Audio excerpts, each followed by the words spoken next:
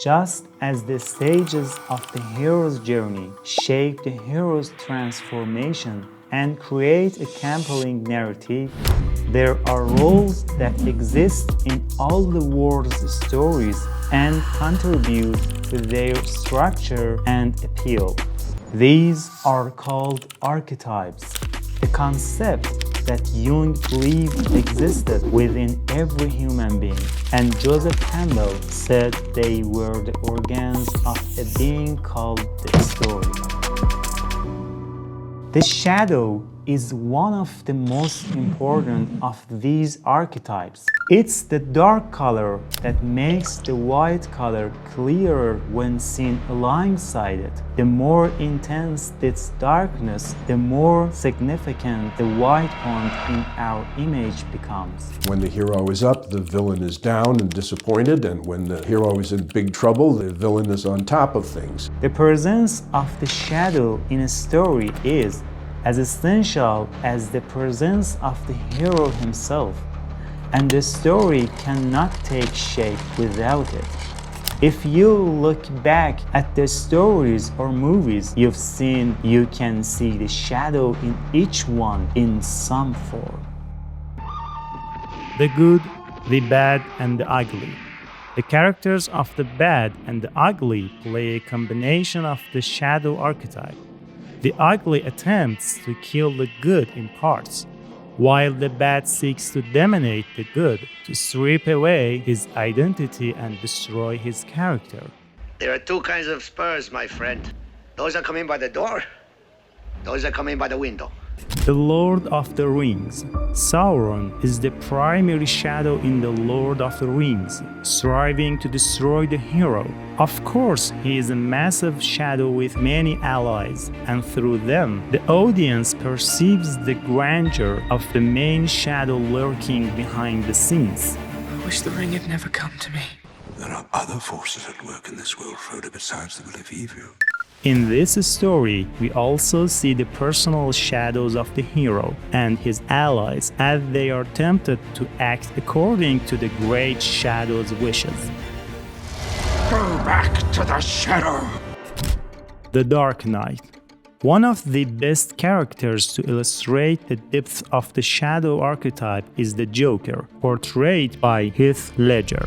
The Joker does everything he can to awaken the shadows within the individuals of society, attempting to prove to Batman that people are not worthy of the sacrifices and hardships he endures for them, essentially aiming to destroy the hero's beliefs, which are his true identity.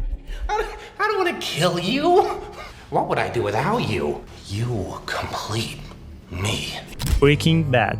The protagonist of the story is Walter White, and many antagonists come and go throughout the series. But who is the primary shadow of the series? If we consider the shadow as the force driving someone to ruin, none of the villains are the true shadow. Here, the true shadow is... Say my name. Heisenberg, the protagonist himself. You're goddamn right. Feelings of humiliation, never being noticed, repeatedly being wronged, and eventually meaninglessly reaching the end of the line in life create a terrifying monster within Walter White, one that even the greatest mafia leaders stand no chance against. I am not in danger, Skylar. I am the danger. Exactly what makes it thrilling or terrifying is this. The shadow, just as it can be another person eliminating the hero, as Jung argued, lives within all of us.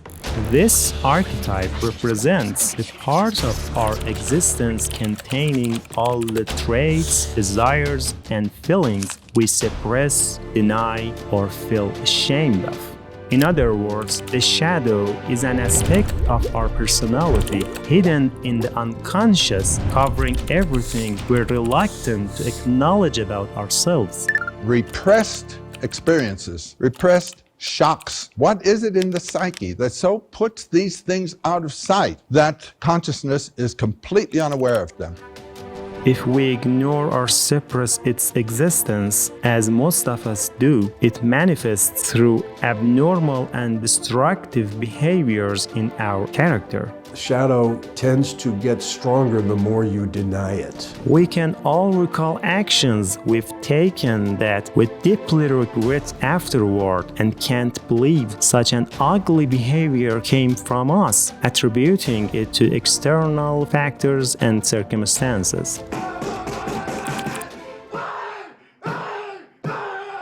We thought that reaction was just a one-off occurrence that won't happen again.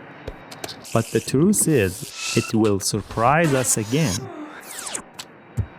We are the great danger. Psyche is the great danger. Another common and highly destructive example of our inner shadow is something we face daily and is brilliantly explored by Steven Pressfield in his book, The War of Art, a book I strongly recommend reading. I call it resistance with a capital R. Whatever keeps you from sitting down every day and engaging in the work you dream of, which your heart has called you to 10,000 times, but you have ignored, making up excuses whether real or fabricated, is one of the primary manifestations of the shadow. Resistance is negative force of self-sabotage. Will work against us anytime we try to move from a lower level to a higher level. Ethically, morally, creatively. You and I ignore its existence while it strives to prove its power by tearing apart the life we love. The shadow exists within us and is active unless we discover its hideout and recognize it. Admitting to things, exploring and dredging up unconscious material is usually a healthy thing. Only with such confrontation and awareness can we anticipate and then manage its behaviors, just as the hero does in the story to achieve his goal. The shadow is also present in Muhammad's story, and we can only discern the true narrative when we find it. So join me on a journey to the shadow's hideout.